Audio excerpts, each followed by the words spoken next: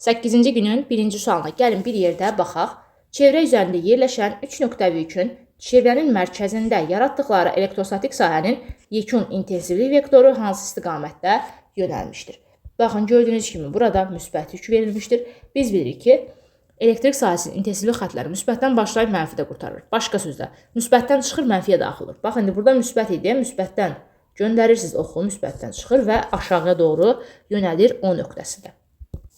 Eyni ilə baxın, burada da müsbət yük var.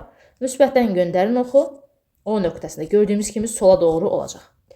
Burada isə mənfi yükdür. Artıq mənfiyə daxil olan oxu götürməliyik. Yəni mənfiyə gələn oxu. O da 2 olacaq. İndi bax, buradakı intensivlik vektoru ilə buradakı intensivlik vektorunun əvəzləyicisini paralleloqram qaydasından tapırıq. Hansı ki, burada gördüyümüz kimi diaqonal boyunca qırmızı göstərdiyim hissə boyunca yönələcək yekun intensivlik.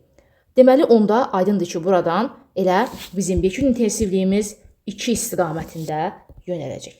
Yəni, doğru cavab olacaq Y variantı.